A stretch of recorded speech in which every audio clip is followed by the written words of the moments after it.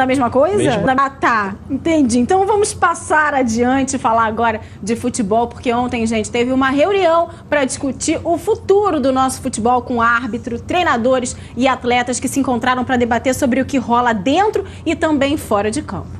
Fundamental, Djalminha, essa reunião, porque depois não dá para, ao longo do ano, durante o calendário, por exemplo, reclamar de calendário e tantas outras coisas que a gente vê ao longo do nosso Campeonato Brasileiro, ao longo da temporada toda. Se senta agora, conversa entre todo mundo, coloca os prós e os contras, acho que dá para afinar melhor para a próxima temporada. Djalminha, onde precisa ser colocada para que haja mudança e não ficar gastando ela aleatoriamente. O importante também dessa reunião é que a gente tem um ponto de vista de todos os lados, né? Da parte do jogador, da parte da comissão técnica, da parte dos árbitros, e os pontos de vista diferentes se unindo aqui levam o futebol à melhoria que a gente precisa, pelo menos aqui no Brasil, e aí a gente olha para o nosso próprio umbigo, né? Exatamente, para todos do futebol. Gente, cada semana uma mais emocionante que a outra. Depois do sal no petit gâteau, a gente tem, portanto, aí siris ou caranguejos, não identifiquei direito qual é. Agora, eu achei engraçada é a locução. Vamos ver quem escapa da panela. Com certeza o coitado do siri é que não vai ser. Siri não... Tô achando. E nem tem que ter pressa mesmo, não. Afinal de contas, é um menino novo que em pouco tempo no Benfica já tá brilhando. Agora, imagina a situação, Djalminha. Ele tá lá no aeroporto já, há 2 horas de embarcar pra China pela Sub-21. O telefone do Talisca toca, era o Galo, técnico da Sub-21, falando pra ele que o Dunga tinha convocado pra ele ir pra seleção principal no lugar do Lucas. Imagina o coração, a cabeça e o nervosismo dessa criatura nesse momento. Tranquilo pra fazer o trabalho dele sem afobação e trazer resultados pra nossa seleção brasileira. Agora, falando no Campeonato Brasileiro, que vai chegando ao final, mas o futuro dos clubes cariocas continua sem definição, gente. Agora vamos ver como é que tá a situação dos nossos clubes nessa reta final, começando então pelo Fluminense, que perdeu pro Curitiba no final de semana. Bom, Djalminha, vou te colocar no paredão agora e nada de ficar em cima do muro. A gente faz um balanço aí desses nossos cariocas no Brasileirão, com perguntas chaves de cada um, começando pelo Vasco. Vasco sobe ou não sobe pra Série A? Vasco acho que sobe, a realidade é essa. Luta Libertadores ou não? O Flamengo não briga mais por nada esse ano, então eu Flamengo jogar a ponta do Flamengo pro Luxemburgo. A gente encerra esse Campeonato Brasileiro com a torcida fazendo as pazes, não, com a torcida de bem com o Luxemburgo ou com a torcida de mal com o Luxemburgo? E foram então, na teoria, era pra estar muito bem no Brasileirão. Exatamente. Acho que cai perfeitamente com aquela frase que o Dorival falou lá no início do nosso programa hoje, no iniciozinho mesmo, quando a gente destacou os principais assuntos de hoje, falando que no futebol tudo muda e muito rápido, né? Se a gente for olhar no Campeonato Brasileiro do ano passado, quem é que tava aí brigando pra não cair? Exatamente o nosso único time carioca que tá bem esse ano, nessa temporada de 2014. Exatamente. E que brigou pela liderança do campeonato, né? Brigou pra tentar vencer o campeonato do ano passado.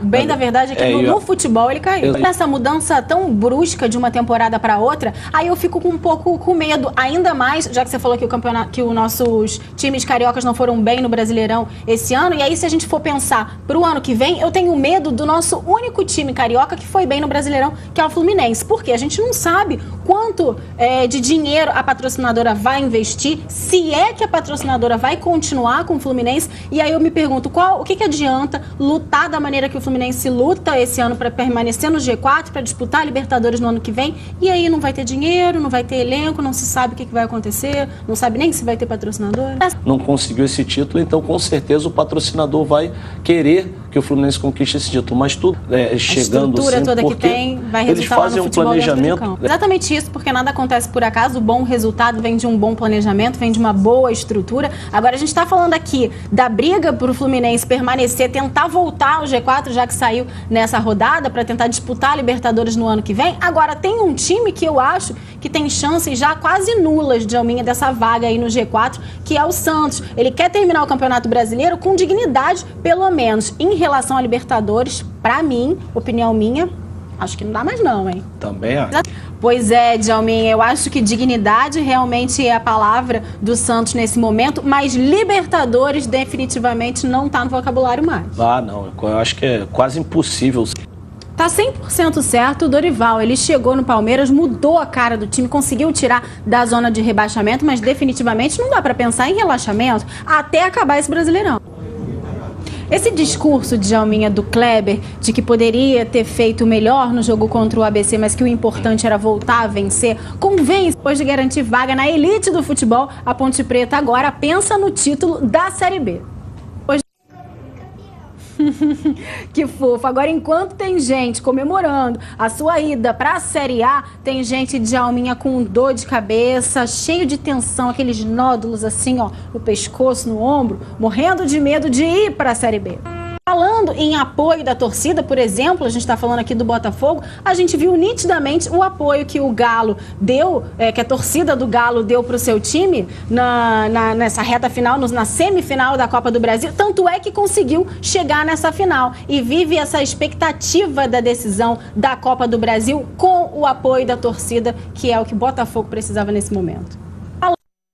E se de um lado o Galo conta com o eu acredito da torcida, do outro lado o Cruzeiro conta com um elenco experiente para conquistar o 5º título da Copa do Brasil.